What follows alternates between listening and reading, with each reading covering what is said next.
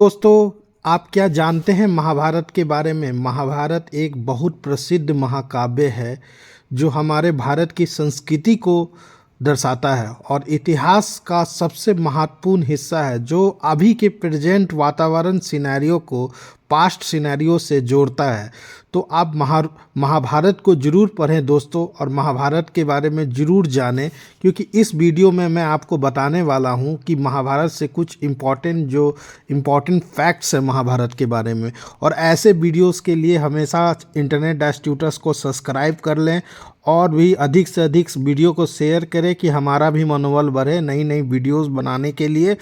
तो दोस्तों, महाभारत का जो जो रचनाकार है उनको महर्षि वेद व्यास कहते हैं। एक तरह से वो भी एक तरह से भगवान का अवतार थे जिनके पास दिव्य दृष्टि था। और ये महाभारत जो सबसे पहले जो है संस्कृत में लिखा गया था।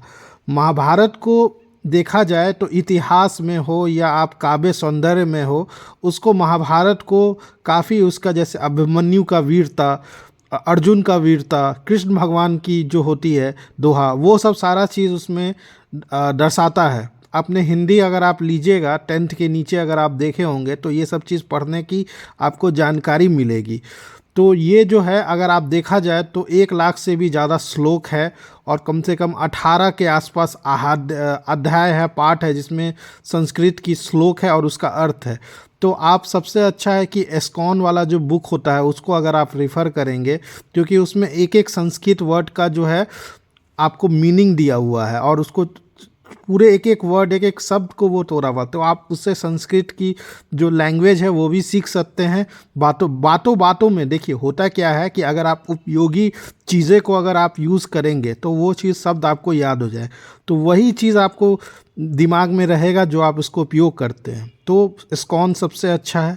और भगवत गीता के बारे में बताते हैं। भगवत गीता ऐसा ज्ञान है जो फिलॉसफी है, जो आपको लाइफ में क्या करना है, अपने परिवार के साथ कैसे रहना है, रिश्ता के कैसे निभाना चाहिए, आपकी क्या रिस्पॉन्सिबिलिटीज़ है, वो भगवत गीता आपको बताता है। और वास्तव में आप देखा जाए तो बहुत सारा फिलॉसफी पीजिए, बहुत सारे लिटरेचर पढ़िए, लेकिन श्रीमद् भगवत गीता का पढ़ते ही आपको आध्यात्मिक ऊर्जा और ये सब चीज़ मिलेगी, आपको ज्ञान की।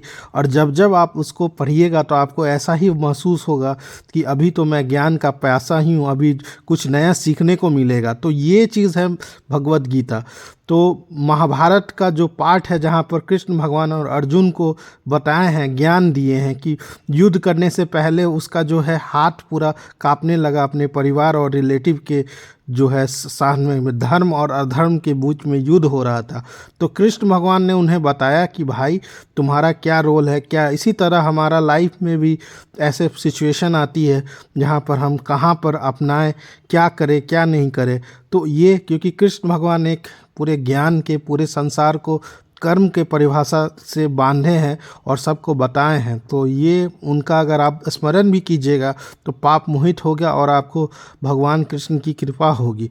क्योंकि आज वो है या नहीं भी हैं, लेकिन उनकी जो जो किरणें हैं, सूर्य की जो किरणें हैं या चंद्रमा की रोशनी है, सब में वो कृष्ण भगवान उपस्थित है। और हर कर्म भी जो करवाते हैं वही कृष्ण भगवान करवाते हैं।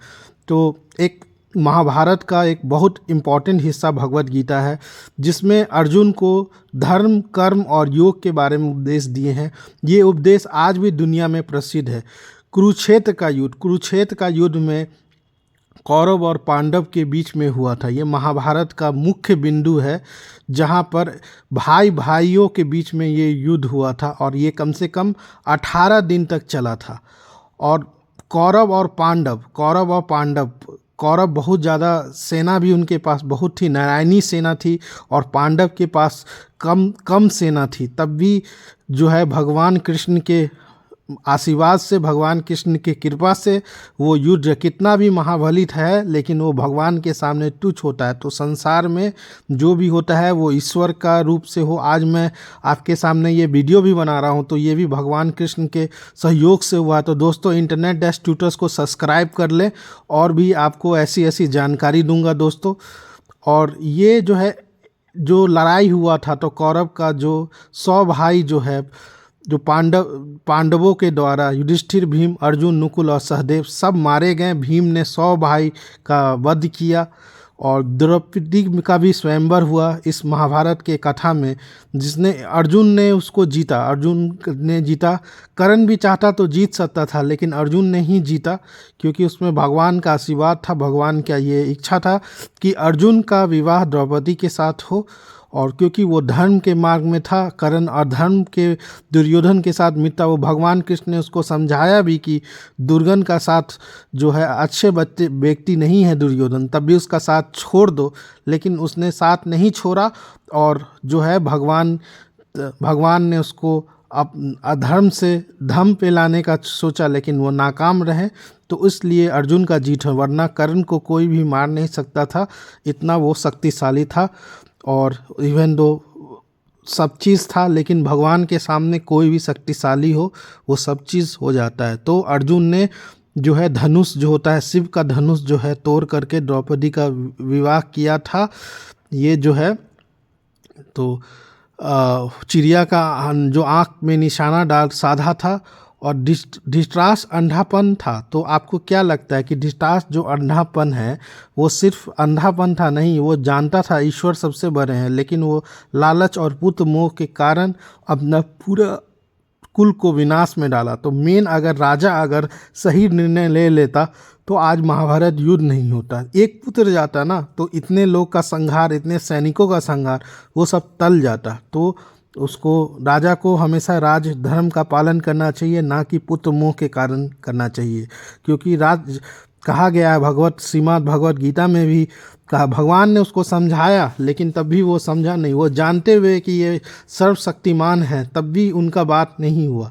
अगर वो मान लिया रहता कृष्ण भगवान को, तो महाभारत युद्ध नहीं होता, और उसके पुत्र सब भी जीवित रहते, और अपने आयु तक अपना सीमित काम जो भगवान के द्वारा निर्धारित रहता है, जो हर मनुष्य को करना, वो लोग भी करके जाते। तो ये सबसे इम्पॉर्टेंट चीज़ है। जो महाभारत का जो मेन खलनायक है वो जो है धृतराष्ट्र, क्योंकि वो अंधा नहीं, मन का भी अंधा, और उसमें श्रद्धा भाव और भक्ति का भी नहीं। और कृष्ण का जो सबसे इम्पॉर्टेंट योगदान क्या है कि कृष्ण भगवान सारथी होते हुए भी उनमें इतनी शक्ति थी कि सारा दिव्यास्त्र उनको प्रणाम करके निष्फल हो जाता था। बजरंगबली जो हैं वो झंडा पे रहते थे, तो झंडा पे रहते थे तो सारे दिव्यास्त्र को वो निकल जाते थे।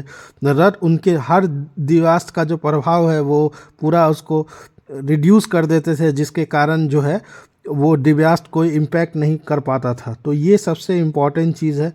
और कृष्ण का तो इम्पॉर्टेंट पूरा गीता हो या भगवत गीता हो या महाभारत हो, तो पूरा ह्यूमन लाइफ को भगवान तो अवतरित हुए मानव की रचना करके पालनहार ने पूरा बताया कि किस तरह से जीवन का क्या अर्थ है, कैसे जिया जाए, क्या धर्म है अधर्म है। पूरा इंसान को एक तरह से मानव जाति को उन्होंने मतलब शिक्षा दिया कि मैं कर्ता होते भी मैं कर्म कर रहा हूँ, तो तुम तो एकमात्र इंसान हो। तो बस यही है। महाभारत के पात्र था जिसको इच्छा मृत्यु थी, और इवन दो गुरु परशुराम भी जो कर्ण के शिष्य हैं, दो आचार्य, वो भी युद्ध में हार गए थे, तो पितामह को हराना नहीं था, असंभव था। लेकिन कृष्ण भगवान ने जब सुदर्शन चक्र उठाया तो कोई भी असंभव नहीं, वो अपना पूरा धनुष को उठा के बोले कि आपके हाथ मरूंगा तो मुझे मेरा लोक परलोक सब सुधर जाएगा। तो इतने शक्तिशाली थे भगवान, कोई भी हो भगवान के सामने सब तुच्छ है प्राणी। और क्योंकि हम लोग सब भगवान का कर्ण है। और दुर्योधन तो आप जानते हैं पूरी निगेटिव एनर्जी के द्वारा भरा हुआ था। कर्ण अच्छा मानव था, लेकिन गलत संगति के कारण उसने अधर्म का, शकुनी पूरा कटुलता का प्रतीक था जिसने दुर्योधन को खराब किया।